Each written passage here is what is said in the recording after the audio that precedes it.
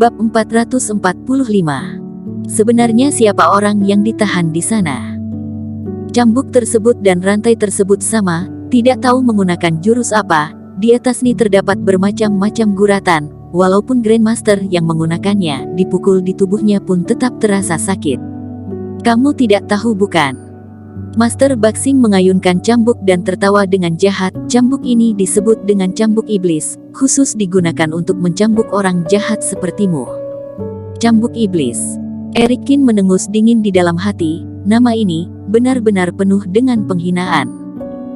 Master Baxing tidak henti-hentinya mengibaskan cambuk di tubuh Erikin. Tidak lama, seluruh tubuh Erikin penuh dengan luka cambukan.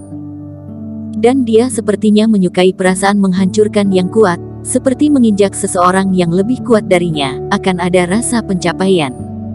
Malam segera tiba. Dan Master Baxing sepertinya juga sudah kelelahan. Dia mengenggam cambuk dan duduk di samping, menunjuk Erikin dan berkata, "Tunggu aku istirahat sebentar, nanti aku akan menghabisimu." Erikin tidak mengeluarkan suara, sisa kesadarannya digunakan untuk melihat ke semua penjuru. Lalu, kerohaniannya terbuka, menghadap ke bagian terdalam penjara tersebut. 4 penjuru penjara itu dipenuhi dengan ilmu sihir. Ketika Erikin masuk ke salah satunya, kerohaniannya tidak dibatasi oleh ilmu sihir tersebut. Dia masuk ke bagian penjara terdalam. Ketika kerohaniannya masuk, jantung Erikin mendapatkan pukulan keras, lebih keras 10 kali lipat dibandingkan raungan tersebut. Wajah Erikin saat itu juga langsung berubah sangat pucat. Dia mengeraskan rahangnya, menahan rasa sakit, dan kembali mencoba maju lebih dalam. Segera, satu bagian penjara tersebut terlihat oleh Erikin. Terlihat ratusan rantai ditempatkan di sekitar penjara, yang masing-masing lebih tebal dan lebih panjang dari yang ada di tubuh Erikin.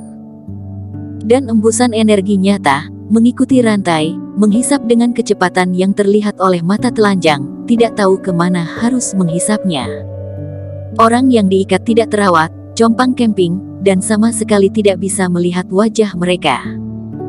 Namun meski begitu, hati Erikin masih memiliki rasa akrab yang tak bisa dijelaskan. Dalam beberapa ratapan sebelum ini, Erikin merasakan semacam kedekatan, dan kali ini dia mendekat, perasaan itu bahkan lebih kuat. Orang di dalam sel pasti ada hubungan dengan dirinya. Erikin mencoba untuk terus mengeksplorasi, dan pada saat ini, sebuah kekuatan langsung memutuskan hubungan antara keduanya. Kerohaniannya tiba-tiba terputus. Wajah Erikin pucat, dan juga terlihat sedikit gugup. Bukan karena kerohaniannya diputus, tetapi karena orang yang ada di dalam penjara terdalam itu.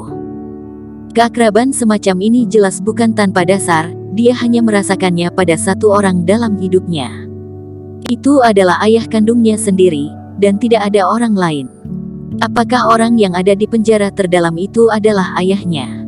Mustahil. Erikin dengan cepat membantah jawaban ini. Ayah, tangan dan matanya terbuka ke langit, bagaimana dia bisa dikurung di penjara? Terlebih lagi, Erikin dengan jelas mendengar suara itu dari dalam penjara, suara seorang wanita. Pada saat ini, Erikin tiba-tiba memikirkan seseorang. Ibunya, Erika Zhou. Erikin pernah meminta Vinola Su untuk menyelidiki orang ini di kota B, namun gagal. Dengan kemampuan Vinola Su, dia tidak dapat mengetahui identitas orang tersebut. Dan sekarang sudah sangat lama sejak Erikin datang ke kota B, namun masih belum ada kabar tentang Erika Zhou. Memikirkan hal ini, wajah Erikin tiba-tiba menjadi pucat. Seluruh tubuhnya gemetar, matanya menatap jauh ke dalam penjara. Di bawah guncangan hebat di tubuhnya, seluruh rantai bergetar. Apakah kamu sedang mencari cambuk? Master Baxing, yang sedang tidur nyenyak, terbangun oleh guncangan rantai itu. Dia meraih cambuk itu dengan tidak sabar dan berjalan menuju Erikin. Tetapi ketika dia melihat wajah Erikin dengan jelas, dia langsung mundur beberapa langkah dengan ketakutan. Saat ini, kepala Erikin mengeluarkan berdarah, bola matanya menonjol, pupilnya menyusut tajam, dan hawa dingin memenuhi tubuhnya, seperti iblis. Master Baxing menelan ludah, dia jelas sedikit takut. "Kamu, menurut, jangan bergerak, kalau tidak aku akan menghabisimu." Master Baxing menahan dirinya meninggalkan beberapa patah kata, lalu buru-buru berbaring di tanah dan pura-pura tidur. Kemudian kesadaran Erikin sedikit hilang untuk sementara waktu, dan dia digantung dengan cara ini untuk waktu yang lama. Orang itu, benar-benar ibuku. Akhirnya, Erikin tersadar. Dia sekali lagi menjelajah kerohanian dan ingin masuk jauh ke dalam penjara, namun diketahui bahwa tempat ini telah diblokir oleh beberapa kerohanian, dan tidak mungkin untuk menembus ke dalamnya.